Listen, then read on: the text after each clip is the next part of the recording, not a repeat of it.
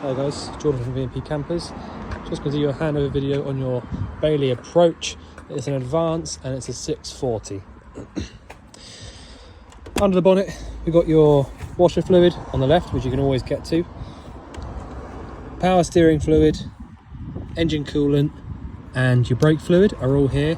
You can get to your brake fluid, but these two you do need to remove this little cap up here, which you just turn these and then it will lift out basically. So that's how you get to them. Engine oil goes in through this cap just here, and you can see there, nice colour on the engine oil, nothing sort of creamy looking or anything nasty like that. So there's no water inside there. Engine oil dipstick is this one just here with the orange top. Air filter sits inside this box just down here. And what else do I show you? You got your positive terminal for your engine battery on this particular chassis, and the chassis before this as well actually sits under the floor in the cab, the engine battery. So to actually jump start it, you can obviously get to the battery if you want to, but the normal way to do it would be to take this cap off down here, and that gives you your positive terminal, and this little prong up here is your negative terminal. So if you wanted to jump start it, it does say there only for jump start. If you wanted to jump start the vehicle, positive down there, negative here, and that would allow you to jump it, much easier. The chassis plate that you want to go off is this one here, the Alco one. This is your original chassis plate, which would be a Peugeot one, and it would have been changed in a couple of different ways on here to the Alco one. So this is your uprated chassis plate. Paint code is 210, and actually that is the same paint code. So they used to use the paint code on, we haven't got any of the vans, but basically the older vans, much older vans, sort of like the year 2000, same paint code, so 210. It went from 210 to 249 on these ones, and back to 210 again. So just so you haven't got to pay over the odds for any paint in the future, because nearly all of the older vans use the same paint code. Right, bonnet release is just here inside the passenger door, so you do actually have to have the door open in order to get to that. So it's just a safety, safety thing. Tyre pressures, so you've got 80 psi front and back, and that is quite normal for a motorhome. It sounds really high, but it is normal. There's a lot more weight basically, and the tyres are bulbous around the edges, see, so they hold a lot more pressure. Your fuel and AdBlue points are in here, so your ignition key goes in there to take the fuel cap off, and the AdBlue one just literally comes off by hand. You will be told on your dashboard when, as and when you need to fill up that AdBlue. It's not every fill or anything like that, every fuel stop or anything. So it will let you know. Your original Bailey it's not a chassis plate, but it's kind of I don't know, the Bailey motorhome plate, I suppose, just telling you exactly what it is, what the model is, the maximum permissible weight, all that sort of stuff. So it's all on there. Got their sort of Bailey's address and things like that. So if you ever needed to do that or get in touch with them, it's all on there. Your fridge vents are just here. So if you had your fridge lit up on gas, you'd be able to feel the heat coming out through this top right hand side just here. That's because you've got like a little exhaust in here for the fridge, and this piece just pops back in like that. At the back here, still on the near side, we've got your storage locker. So it looks to me like the fresh tank is just there as well, and your water pump sits behind there, behind the bed. All of your carpets and things are in there as well as your awning winder, an extra leg for that, and your steady winder here as well for the back of the vehicle. Just making sure I've not forgotten anything under here. Freshwater inlet is this one just here at the back. So that turns back around like that, comes back open like that, and you can lock it up with the key that you got on your key fob by turning it 90 degrees, taking the key out, and that'll be it in its locked position. Toilet cassette locker, and the whole toilet system is just here. So your toilet flush fluid is this one up here. So this is your pre-mixed pink fluid that goes inside here. And again, push that over, turn the key 90 degrees, like so, like that. Take the key out, and now that is locked in position. I'll turn it 90 degrees again, I can then open it. So that's your flush fluid, goes in there, pre-mixed, so you don't put that in neat, because it's too thick. Toilet is set, pushes all the way back in like that, and then just locked into place nice and easily. And then you can pull the entire thing out, again, just like that. You empty the actual toilet out from here, and then you fill this, a cap full of your blue fluid, your blue toilet fluid, into there. All right, push that all the way back in, and make sure your little cap is down. So it does say here as well, something I like to point out, these little rubber seals around here, it's not something you have to do all the time by any means, maybe just like once a year or something like that. If you can get some silicone spray, it's something I'd always advise any motorhome owner to have. If you just go around all of these rubbers around the entire motorhome, it will make it all last a lot longer. If you don't ever lubricate those, the toilet cassette locker especially, you'll struggle to get it open. So the more that you lubricate that, the easier it'll all be. Wastewater drain is just down there. So if you want to drain out your wastewater, that's where you go for that.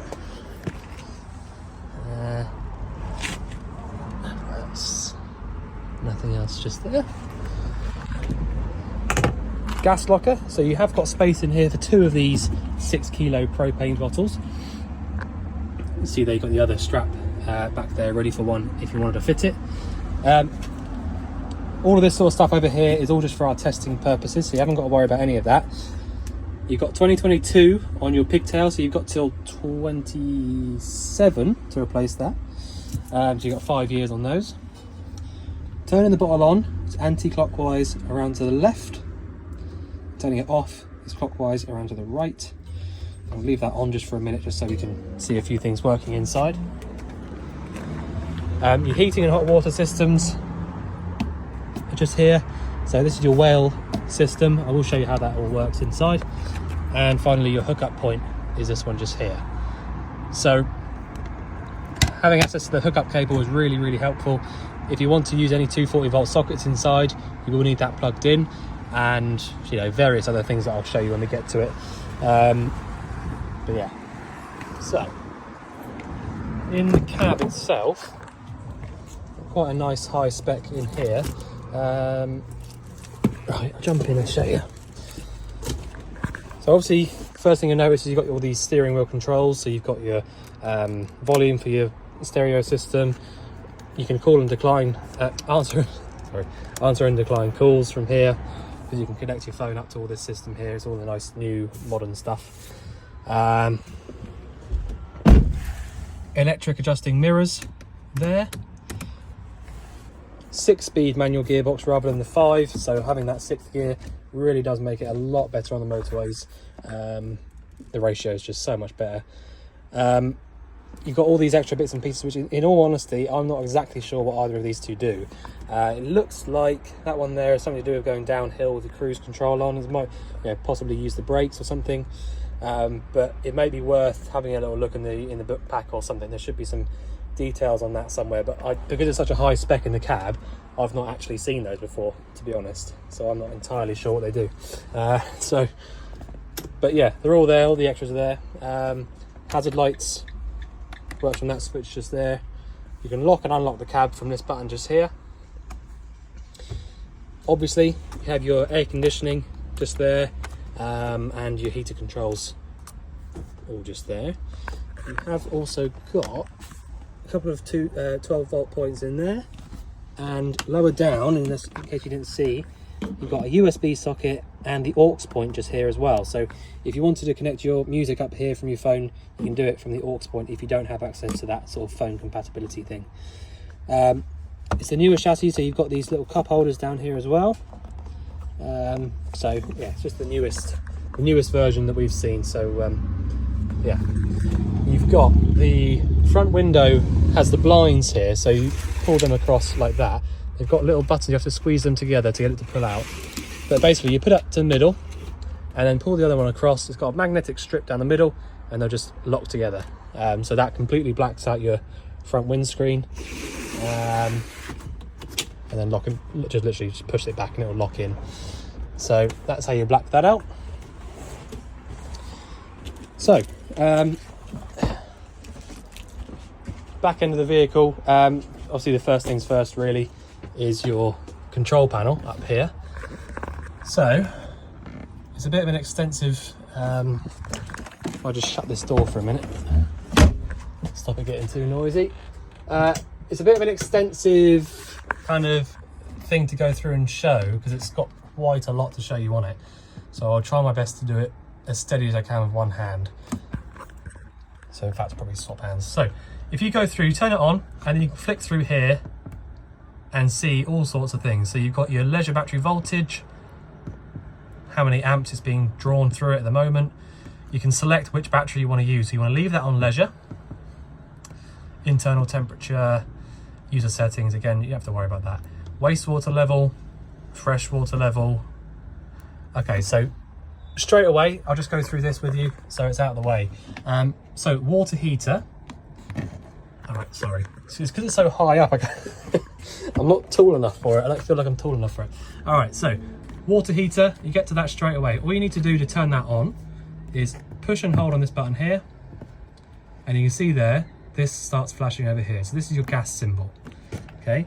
Flick through there, that's electric 1, electric 2, or gas and electric, okay? So at the moment, I've only got the gas. I've not got a hookup plugged into the vehicle, so I can't use it on electric, so I'm gonna have to leave it on gas. So I'll click OK for that one, and that's it, all right? So that'll then turn on like that. So that is on. You can then flick through again. So that's your space heater now. And again, because I've only got the gas on, I haven't got any hookup, I'll push and hold on this. So you can see the gas flame symbol is flashing again. So I'll flick through. So you can have it on just fan, 1 electric, 2 electric, or 3 electric, gas and electric, or just gas. All right, so again, I've only got the gas on, so I'm going to select gas, and then I can go through and select my temperature. So it's quite hot outside, so I'll choose 28 just so that it'll come on, and that's it. You can leave that then. And if you go back through to the home screen, up here it's telling you that the gas is being used for the heating and hot water system. All right, so if I go back, you've got space heater on gas, 28 degrees. Okay, now straight away, I've heard the fan has kicked in to start that entire system up, and pretty quickly it will light up on gas because I've chosen the gas. Okay, if I'm honest, this is the first system that I've seen using this system up here on the actual control panel. So I'm hoping you can get used to it, because I know it's a little bit, it might seem like a lot to sort of like take in straight away, and my hand is all over the place. But I hope it makes sense. So water heater is on gas, space heater is on gas, and that's that. Okay, if you want to go through and turn those off, double tap that button, goes off. Well, tap it once there, just wait, just basically press it until it says off. So when that gas flame symbol goes clear like that, it means it's off. All right, so you see it's sort of opaque, if you like. All right, so that's how you use the heating and the hot water system. If you had a hookup plugged into the vehicle, like I said when I was going through, you can use it on electric only or gas and electric at the same time. But at the moment, as it stands, I've only got the gas switched on in the cupboard. I don't have a hookup cable plugged in, so I can't use it on the mains at all. All right, so that's your heating and hot water system, and that's the sort of the beginning of this control panel. You've then got the water pump switch. So I've just heard straight away that's come on. So now I come to the tap, I go to the hot side. Water's coming through there nicely. Just get rid of any kind of air in the system. and the water is actually already a little bit warm. It was warmed up a little bit earlier when I was going through it, to be fair, but you know, it doesn't take very long at all. So there you go.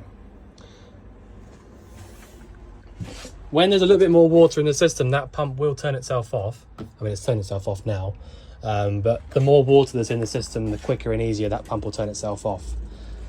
When you are finished with the pump, I would recommend turn it off.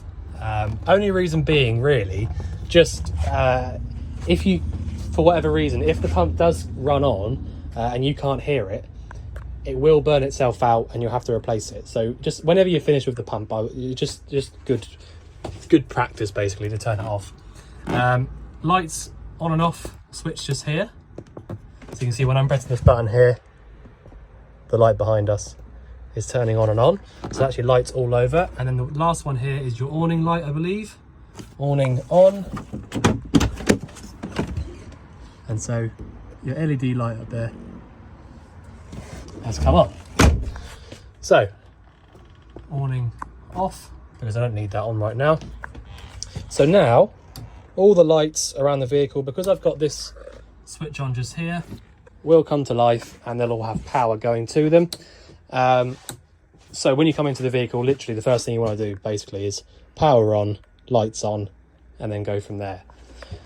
The fridge is nice and simple. It's a three-way fridge like most of them are. So the main two ways that you want to use this fridge are 240 volt electric and gas. Okay, so the 240 volt electric and the gas are the only two ways that this fridge will get cold, if that makes sense. The 12 volt, which is this function just here, will retain whatever temperature you put into this fridge first. The 12 volt isn't powerful enough on its own to get the fridge cold, plus it only works when the engine's actually physically running.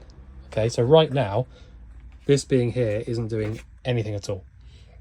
If I started the engine up, the 12 volt element in the back of the fridge would heat up, but it's not powerful enough to cool the fridge down. Plus, it takes 3-4 hours for a fridge to get cold on gas or electric anyway. So the way that you have to do it is, for example, if you're going to go on holiday tomorrow and the van was at your house, I would recommend, if you do have access to a hookup cable, plug the hookup in for two reasons. It means that you can leave the fridge on mains electric overnight, and then in the morning the fridge and everything inside the fridge will be lovely and cold, and then all you have to do is switch over to 12 volt just for when you're driving. Plus, if you're going to go away tomorrow morning and you're hooked up, it also means that by the morning your leisure battery will have a complete full charge in it, ready to go the next day. Now, obviously, being a motorhome and a proper build motorhome like Bailey, you have got a split charger, which essentially means when your engine is charging up the engine battery, you've got a split charger or a split relay, which sends power from your engine battery also to your leisure as well. All right, so anytime that your engine's running, your leisure battery is also being charged up. So even if you didn't hook the van up overnight before you go away, when you drive to wherever you're going, you're still charging it up anyway. So it's not a big deal, but having the hookup plugged in the night before you go away is just, you know, again, good practice really. It means that you can leave the fridge on mains, and, you know, like I said, when you get to going tomorrow, you'll be completely fully charged and sort of set to go properly. If you don't have access to that hookup at home, it's just as good and just as safe to leave it on gas. So if you go all the way down to the bottom there, all you have to do to light it up on gas is look at this little scale over here and then do something over here as well. All right, so you've got an ignition over here, which you can hear. You do have to push these buttons quite hard, just so you know. Ignition, and push this button in. Watch the scale going up into the green. So I'm just holding these now. It's lit up, so I can let go of the ignition button. Still holding on to that just for a second. And now I've let go of it. All right, so that is still up in the green. And that little orange bar being up in the green means that there's flame down there and the thermocouple is getting hot. Okay, so I'll just briefly show you that again. You have to go down to gas, push on your ignition button whilst pushing this one in. Once it goes up into the green, let go of this and leave it. That's it. All right, so that is the fridge lit up on gas. You've got the nice blue lights inside the fridge because it's a much, it's a really nice new style fridge. And that's the one that I was showing you outside, where you can put your hand over that top right hand side of the vent if you want to, just to make sure that you've got some hot air coming out through that exhaust. So like I said, if you want to get this fridge cold, you either have to use the mains electric for a few hours or the gas for a few hours, and then just for when you're driving, switch over to the 12 volt. Okay, we've got a little light down there which comes on with this switch. So I'm actually just going to turn the gas off now. So you'll see when I turn this around from the gas up to the top, this little scale will just go straight down. All right, so that's just the gas being cut off. So the reason, and just so you know, a bit of a background on this, the reason this little sort of, it might seem a little bit kind of old school for the age of the vehicle, but actually it's the most accurate way of knowing that the fridge is definitely on and working well. On all of the other fridges that don't have this, you can light the fridge up and there's plenty of ways to know that it's working, okay, that it's lit. But this physically shows you how well it's working. So the higher up that orange bar goes, the cleaner and better and colder your fridge will get. So if the flame wasn't very good and it was a bit orange, you wouldn't get much further than the middle line. So it's just a way of knowing how your fridge is doing, basically. Just so you know. Right, so another switch just there does those lights up there. Cutlery drawer, bits and pieces in there. Just like the storage basically under there. This hatch down here gets you to your leisure battery, which is really nice. A lot of the leisure batteries in motorhomes, believe it or not, are near enough unreachable. Well, they are, but they're a pain in the backside to get to. So that being there is really, really helpful. Right, you've got obviously the hob over here. So you've got your 3-burner hob. The ignition for these three is this button here. Okay, so if you were going to try and light these up and you were thinking that there's no ignition, there is. It's just separate down here on this cooker. So you've got a Thetford duplex oven and grill, and this is a Thetford 3-burner hob. So they're both sort of in unison, if you like. So if you want to use the oven, it's nice and easy. You do literally just turn this around, push in, and it will light up. Push and hold it for a little minute, let it go, and that's it lit. And that is as simple as that. You just shut the door, and then you've got your oven on, sort of thing. And if you want to use the grill, slightly different. You do have to leave the door there, so not completely shut, but same sort of idea. Push in and down, and it will light up. You have to make sure it lights up on both sides, but again, it is just as simple as that. You can look down there, a bit of a cheat. You can look down there in order to see how it's going, instead of looking up there if you want to. So that's how you use that. You'll see that it kind of like glows red for a minute. So that's why you do need to leave this like that just for a minute, just whilst it cools down as well. Otherwise there's not really anywhere for the hot air to go.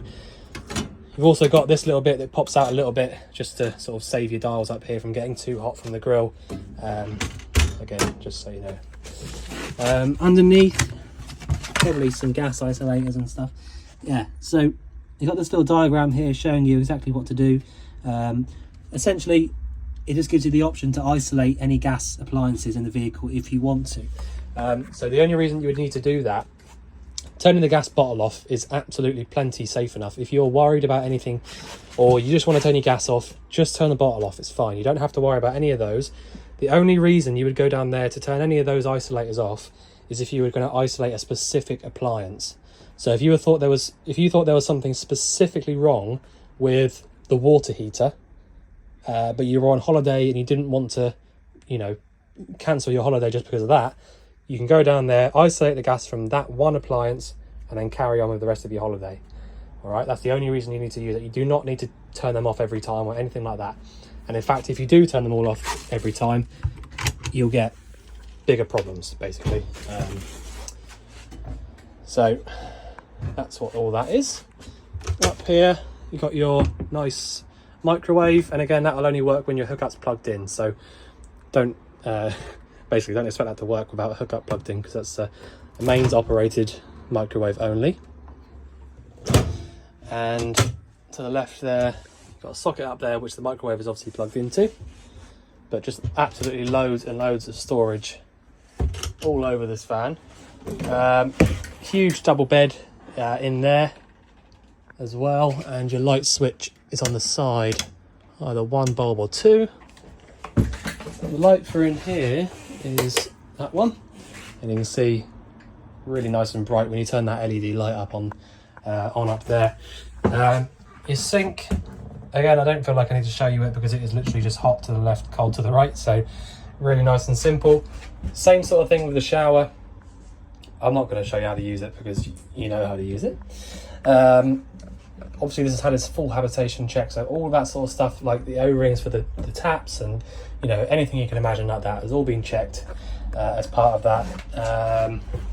The toilet is the only bit that I want to show you, really. It's the only bit that I tend to show because they're all slightly different. So if you haven't used one of these toilets before, I'll just quickly run you through it.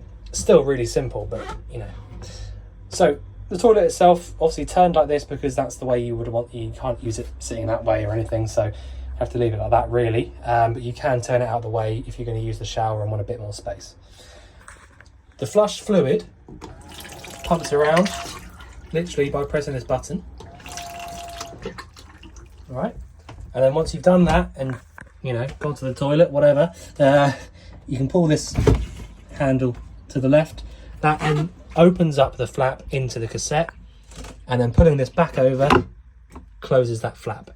So you need to make sure that you close that flap back over because, well, one, if you don't close the flap back over, obviously you're just open to the elements of the inside of the toilet, which obviously you don't want.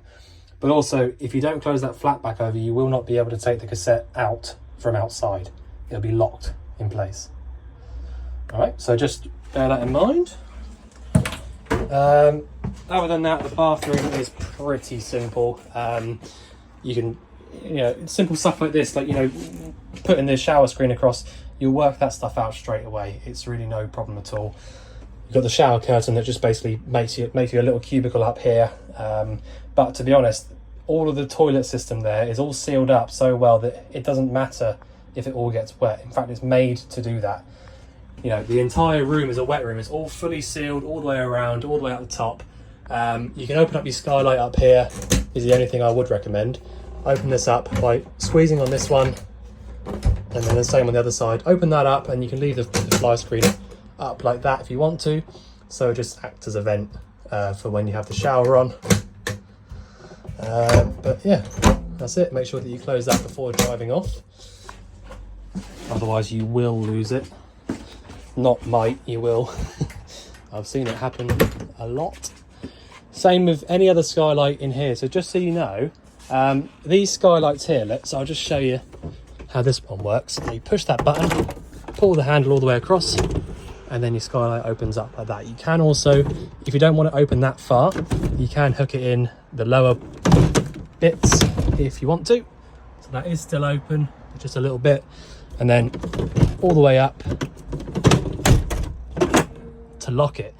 If you don't close that up properly and lock it like that, and you drive off with it open, same again. I can near enough guarantee that will fly off.